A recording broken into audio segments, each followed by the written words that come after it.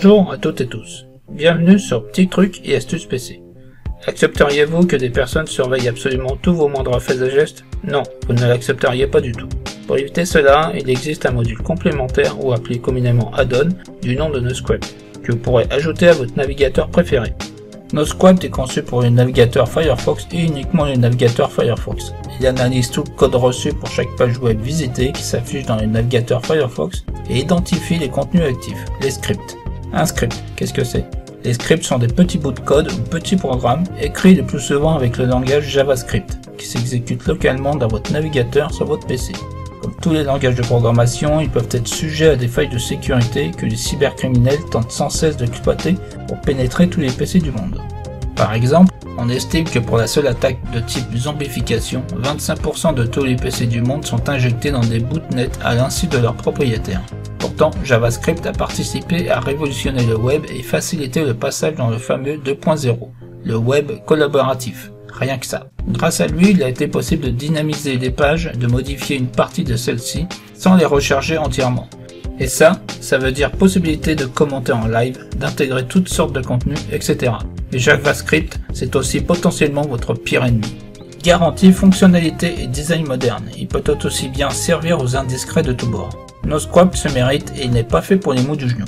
Il ne faut pas se le cacher, Noscript est un peu déroutant au départ. Les sites visités ne semblent pas fonctionner.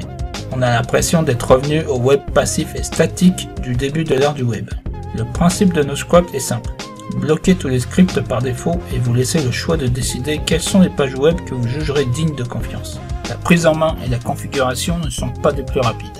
En effet, il va falloir pour chaque site visité faire le tri entre les scripts légitimes et ceux qui servent à vous traquer. Par exemple, à l'image de celui qui correspond à Google Analytics. Vous l'aurez compris, Noscript fait aussi un peu le boulot de Ghostery ou de Disconnect. À l'instar de ceci, c'est vous qui ferez votre propre liste. Il restera simplement à faire un ou deux petits réglages pour redonner la visibilité de votre site préféré. Mais à quoi bon s'il s'agit d'une tâche fastidieuse? Lorsqu'on découvre le principe de la liste noire et de la liste blanche, on y trouve en retour largement son compte. Lorsque vous consultez un site web, votre navigateur télécharge automatiquement le contenu du site. En plus du texte et des images, ce contenu comporte souvent des scripts qui sont principalement des petits programmes qui tournent dans votre navigateur. Noscript est un module de Firefox qui empêche votre navigateur de faire tourner de tels programmes sans votre accord. La grande majorité de ces scripts sont sans danger et sont destinés à rendre les pages plus interactives. Cependant, certains d'entre eux sont malveillants et certains sont des trackers tiers, utilisés par des tiers capables de définir un profil de vos activités en ligne pour mieux le revendre à autrui. Malheureusement, Noscript ne peut pas automatiquement identifier quels sont les scripts bienveillants et malveillants. Une fois que vous commencez à créer votre liste d'exceptions de scripts à partir de différents sites, alors les choses redeviendront normales et vous serez toujours protégé contre le contenu web dangereux. Vous profiterez immédiatement des fonctionnalités d'autoblocage automatique. Cela limitera les publicités, les messages pop-up et le code malveillant existant ou hacké. Noscript tourne en silence en arrière-plan jusqu'à qu'il détecte la présence de JavaScript, Adobe Flash ou d'autres scripts affichant du contenu. À ce moment, Noscript bloquera ce contenu et vous pourrez cliquer sur l'icône pour faire apparaître la barre de statut afin de voir les scripts qui sont bloqués. La barre de statut Noscript affiche des informations sur les objets, par exemple les messages publicitaires et les pop-up, ainsi que les scripts qui sont actuellement bloqués sur votre système. Mais comme Noscript ne différencie pas le code malveillant du vrai code, certaines fonctionnalités clés, par exemple une barre de menu, pourront être manquantes. Cependant, si cela ne vous permet pas d'afficher la page désirée, vous devrez déterminer via un processus de tâtonnement le nombre au minimum de sites web nécessaires à l'affichage du contenu choisi. Premièrement, constatez le nombre de scripts et leur utilité est le premier rapport. Vous apprendrez, si vous ne le savez pas encore, que sur une page web, de nombreux processus tiers peuvent intervenir, et donc récolter des informations sur vous. Il n'est pas impossible que vous gagniez en temps de chargement des pages une fois que le ménage sera effectué. Ensuite, comme précisé auparavant, cela vous débarrassera d'un certain nombre de trackers publicitaires, de pop-up envahissants et autres désagréments du web moderne. Les contenus Flash, Silverlight, Java, etc. peuvent poser de gros problèmes de sécurité car ils peuvent permettre à un pirate d'effectuer des attaques. Les vidéos ne s'afficheront donc pas à moins que vous ne le décidiez. Cette extension est pleine de ressources. Il vous protégera contre plusieurs autres menaces dont le XSS, le cross-site scripting ou le clickjacking. Il est souvent recommandé d'utiliser plus d'un outil pour résoudre la même question de sécurité générale. Les programmes antivirus sont une exception importante à cette règle puisqu'ils ont une tendance à entrer en collision d'intérêts les uns avec les autres. Si NoSQAP vous protège contre les scripts potentiellement dangereux, pourquoi devriez-vous avoir aussi besoin d'autres modules complémentaires qui fonctionnent de la même façon? Ces modules complémentaires Firefox utilisent des méthodes différentes pour protéger votre navigateur contre les menaces. NoSQAP, par exemple, bloque tous les scripts provenant de sites inconnus. Mais les utilisateurs ont tendance à mettre sur la liste d'exception les sites web qu'ils visitent fréquemment, ce qui leur permet de charger des scripts potentiellement malveillants. Les utilisateurs de NoSQAP ont aussi tendance à autoriser des sites inconnus à charger des scripts de manière temporaire, à savoir si ces scripts sont nécessaires au bon fonctionnement de la page. Chaque fois que vous visitez une page d'un site web, votre navigateur fait une requête au serveur qui héberge cette page. La page visitée comporte le texte que vous pouvez lire, des appels à d'autres objets comme les images que vous pouvez voir sur la page, les sons que vous pouvez entendre sur la page, les vidéos que vous pouvez regarder sur la page, les interactions avec vous, la saisie dans une boîte de dialogue, etc. Se trouvent aussi des bouts de programme, les scripts, qui ajoutent de la vie à la page visitée, du dynamisme, de bonnes choses, qui ajoutent souvent et malheureusement moins de bonnes choses comme les publicités, qui ajoutent parfois des choses comme des virus ou une prise de contrôle du PC à distance avec demande de rançon, etc. Les scripts peuvent se débrouiller tout seuls. Dans votre navigateur, afficher la date du jour par exemple, ou afficher et faire fonctionner les menus de navigation sur le site visité. Ils sont généralement directement embarqués dans la page visitée ou stockés sur le même serveur que celui de la page visitée. Les scripts inutiles pour des ressources inutiles et permettant le tracking. Les scripts peuvent faire appel à des ressources qui se trouvent sur un serveur. Ce serveur peut être celui du site visité ou un tout autre serveur opéré par une société tierce, tels que domaine de statistiques pour Webmasters, domaine de publicité et leur serveur, domaine de réseaux sociaux et leurs serveurs, domaine délivrant des ressources, formulaire de saisie, possibilité de commenter, livre d'or, formulaire de contact, musique, vidéo, animation, jeux, domaine offrant des gadgets, etc. Le mécanisme des requêtes est l'une des technologies sur lesquelles repose le web. Le problème se pose de la fuite des données personnelles vers de très nombreuses sociétés qui opèrent ces serveurs tiers. Il est donc indispensable de brider cette fuite en bloquant tous les appels à des serveurs tiers qui n'apportent rien de consistant et d'intéressant à la page visitée. Lorsque vous visitez une page d'une recette de cuisine, ce qui vous importe est la recette elle-même, pas les 6 ou 10 insertions publicitaires, les boutons qui pullulent, j'aime, réseaux sociaux et autres, qui encombrent la page visitée. Supervisés par plusieurs sociétés qui vous espionnent, chacune en concurrence avec les autres, de vos moindres faits et gestes pour établir un profil comportemental. Le monde de la cybercriminalité développe d'innombrables sites très attractifs. Des centaines de milliers de sites sont spécialement écrits pour déployer des scripts d'attaque, dont de très nombreux sites de crack de logiciels, de pornographie, de scandale people, de piratage de films, séries TV, musique, etc. Les scripts embarqués dans ces pages visitées vont tenter d'exploiter une faille de sécurité, assortie innombrables dans les technologies comme Flash Player, Java, Microsoft ActiveX, etc. Dès qu'une faille est trouvée grâce à l'utilisation de scanners de failles légitimes, gratuits ou commerciaux, le cybercriminel s'engouffre dans le PC pour le piller. Données privées comme les mots de passe, les identifications et authentifications sur les divers comptes bancaires, les adresses mail d'un carnet d'adresses, ou en prendre le contrôle par zombification et injection dans un botnet. On estimait fin 2012 que sur les 2 milliards de PC en fonction dans le monde, 25% d'entre eux, soit 500 millions de PC, sont zombifiés silencieusement à l'insu de leurs propriétaires et sont devenus des zombies dans des botnets. Le 21 janvier 2018, les statistiques web en temps réel estiment qu'il y a 3,8 milliards d'utilisateurs du web.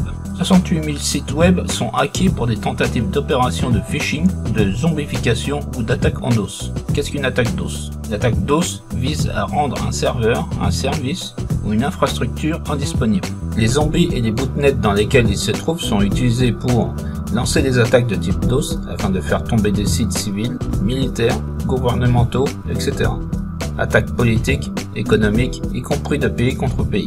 Lancer des attaques de type DOS afin de faire tomber des sites de e-commerçants et faire des demandes de rançon. Déployer un virus, lancer des spams, lancer des attaques en phishing.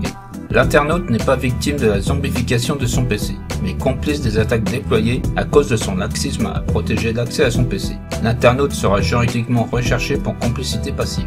Disposition de la loi dite Hadopi repose sur le même principe de négligence caractérisée, punissable de contravention de 5e classe pour soit ne pas avoir mis en place un moyen de sécurisation de cet accès, soit avoir manqué de diligence dans la mise en œuvre de ce moyen. Si votre PC est utilisé pour lancer des attaques DOS, vous des campagnes de spam, en particulier parce que vous n'avez pas protégé avec un antivirus et un pare-feu, et vous n'avez pas durci votre navigation, vous pouvez être poursuivi. Vous encourez un risque juridique de complicité passive et de condamnation. Prends-toi ça dans la gueule. Les scripts se trouvent physiquement embarqués dans la page web visitée, souvent chiffrés ou sur un serveur distant dont il est appelé. On ne parle pas des scripts qui n'arrivent pas dans votre PC, mais ceux exécutés côté serveur. Un bon antivirus et un bon pare-feu vont détecter une partie des attaques de cette nature. Certains serveurs de sites totalement légitimes, des serveurs de votre banque, ceux de votre site marchand que vous visitez régulièrement, peuvent avoir des failles de sécurité de type langage PHP, SQL ou logiciel serveur. Les cybercriminels pénètrent alors ces serveurs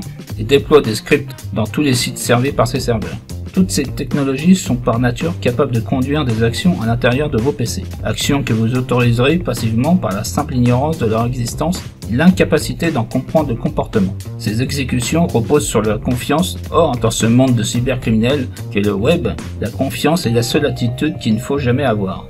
En conclusion, NoSQuat est obligatoire. Enfin, vous faites ce que vous voulez. Pour installer NoSQuat, c'est par ici. Pour ce faire, ouvrez votre navigateur Firefox.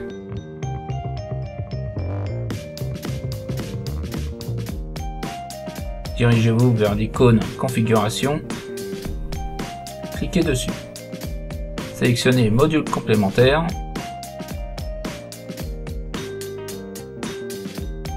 dirigez-vous vers la barre de recherche et tapez NoSQuat, puis Entrée.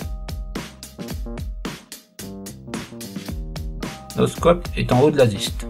Cliquez dessus. Vous pouvez cliquer Ajouter à Firefox et il vous demandera par la suite les permissions dont il aura besoin. Vous pouvez cliquer sur Ajouter. Cliquez sur OK.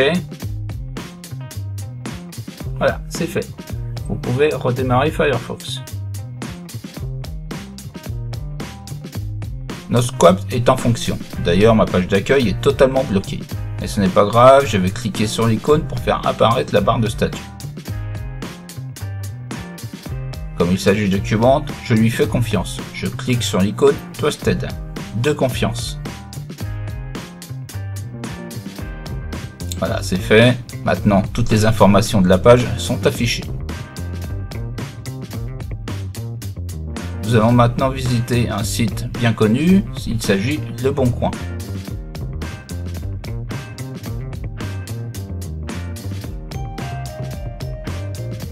Voilà, nous y sommes, je vais cliquer sur Offre. Tout à fait normal, les images sont bloquées, je vais cliquer sur l'icône pour faire apparaître la barre de statut. Et nous allons nous occuper en priorité de leboncoin.fr et nous allons cliquer sur Posted.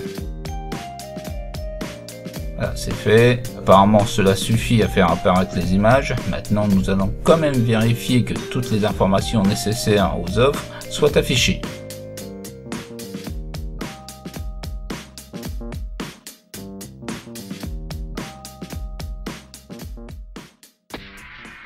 Je vais ouvrir cette annonce.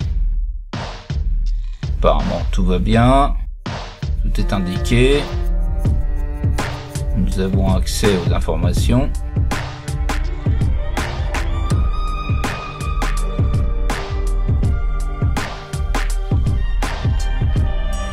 Cependant, la configuration ne s'arrête pas là, il faut retourner dans la barre de statut car certains éléments ont été mis par défaut. Il faut les mettre sur Untrusted, c'est-à-dire non sécurisés. Cependant, certains de ces éléments, vous pourrez les changer si vous estimez qu'ils sont de confiance. Il n'y a pas de souci. Par contre, ce sera à vous de choisir.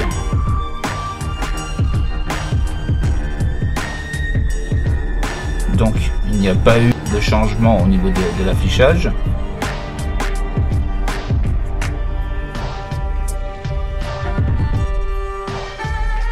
Je vais faire. Je vais réactualiser la page et je vais retourner sur le site afin de vous montrer que l'affichage se passe correctement.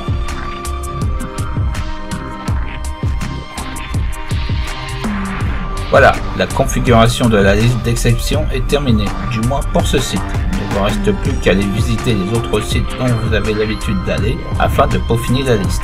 Cependant, de temps en temps, il est préférable d'aller jeter un œil dans la barre de statut afin de voir si certains scripts ont été rajoutés. Voici quelques explications sur les icônes dans la barre de statut. Révoquer les autorisations temporaires. Mettre toute cette page temporairement de confiance. Désactiver les restrictions pour cet onglet. Désactiver totalement les restrictions, ce qui est dangereux, pas du tout recommandé. Pour pouvoir recharger la page. Ici, vous avez accès aux options de NoSQuack. Nous allons cliquer sur cet onglet. Petit rappel, Trusted de confiance, Untrusted non sécurisé. L'icône avec la petite horloge, c'est le mode temporaire. Là, cette liste commence à être bien configurée, mais elle va changer au fil du temps. Afin de ne pas la perdre et de perdre toute la configuration qui a été effectuée, vous pouvez exporter cette liste, l'enregistrer et la mettre bien au chaud. Comme ça, en cas de problème et de réinstallation, vous pourrez importer cette liste pour pouvoir retrouver toute la configuration que vous aviez effectuée.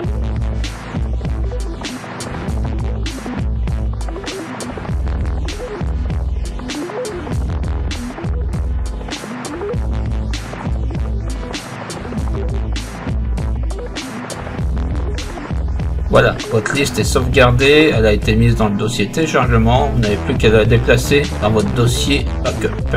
N'oubliez pas cependant de mettre à jour régulièrement votre liste d'exceptions afin de ne pas perdre certaines configurations que vous auriez effectuées entre temps.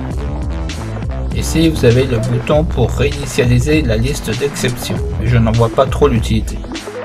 Voilà, nous arrivons à la fin de cette vidéo, j'espère que j'ai été clair et concis, que vous avez bien compris le processus de la liste d'exception de NoSQuack. N'hésitez pas à partager cette vidéo, à laisser des likes et des commentaires.